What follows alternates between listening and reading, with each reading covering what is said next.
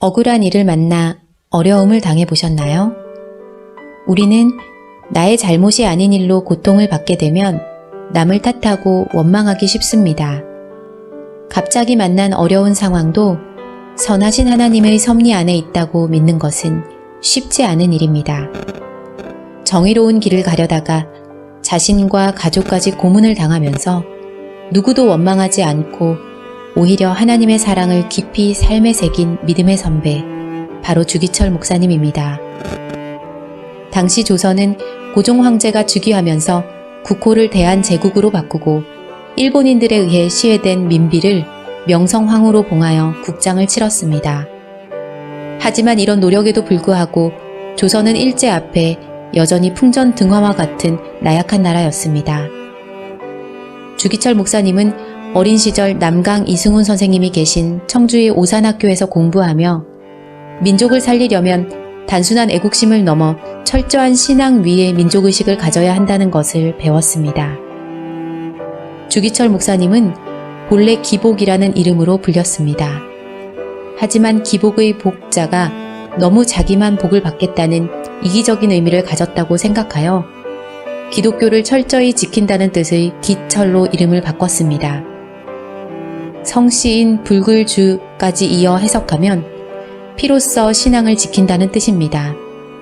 훗날 주기철 목사님의 순교자의 삶은 이렇게 스스로 이름을 바꿀 때부터 예견된 일이었습니다. 주기철 목사님은 고질적인 심한 눈병으로 오랫동안 고통을 받던 중에 소문난 깡패 출신인 김익두 목사님이 인도하는 부흥회에 참석하였습니다.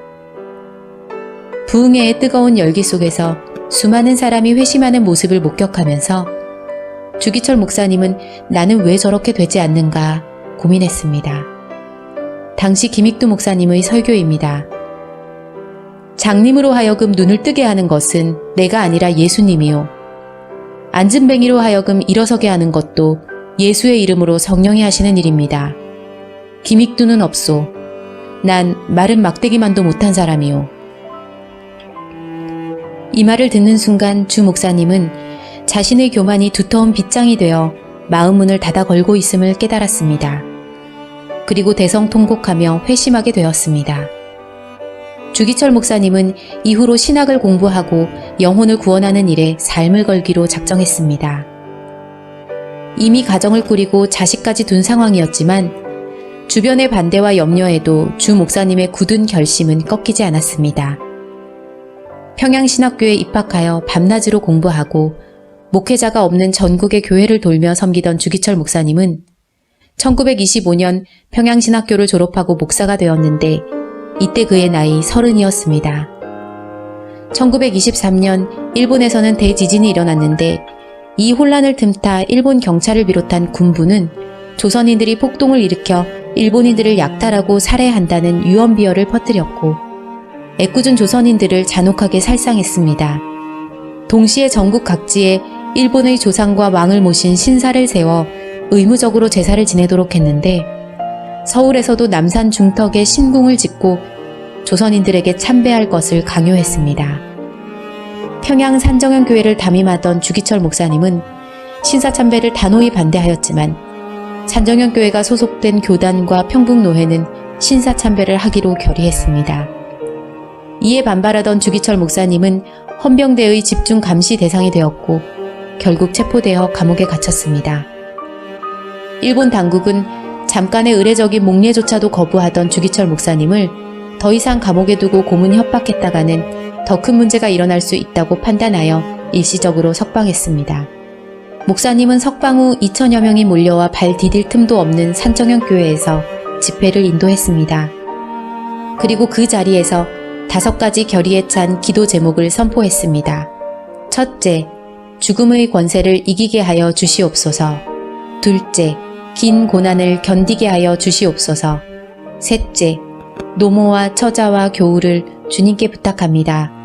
넷째, 의에 살고 의에 죽게 하옵소서. 다섯째, 내 영혼을 주님께 부탁합니다. 주기철 목사님의 설교가 이어지는 동안 산정현교회는 눈물바다가 되었습니다. 감시하기 위해 참석했던 헌병들도 눈물을 흘렸습니다. 결국 주기철 목사님은 다시 감옥에 갇혔는데 헌병대 형사들이 잡으러 왔을 때 주 목사님은 늙은 어머니께 큰 절을 올리며 이렇게 기도했습니다. 하나님, 불효한 이 자식은 어머님을 봉양하지 못하옵니다. 내 어머님을 주님께 부탁하나이다.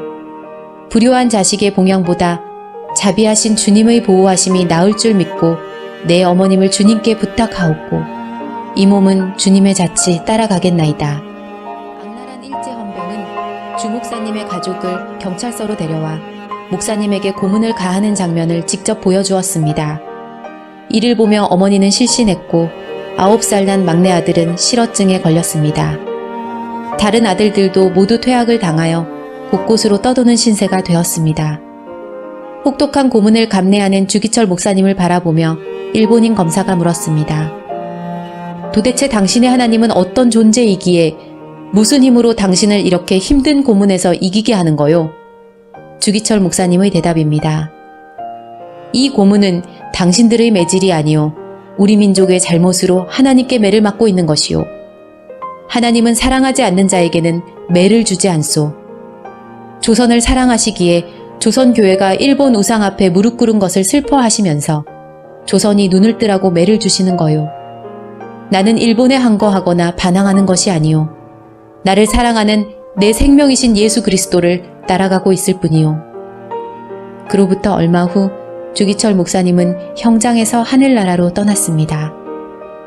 주기철 목사님의 신사참배 반대 투쟁은 단순한 애국심을 넘어서 신앙 위에 꼽힌 나라 사랑의 표현이었습니다. 주기철 목사님의 확고한 신앙과 뜨거운 나라 사랑은 신앙과 민족을 저버리는 모든 타협을 거절하며 고통스러운 순교자의 길을 담대히 걷게 하였습니다. 하나님을 신뢰한다면 억울한 고난도 담대하게 이길 수 있습니다.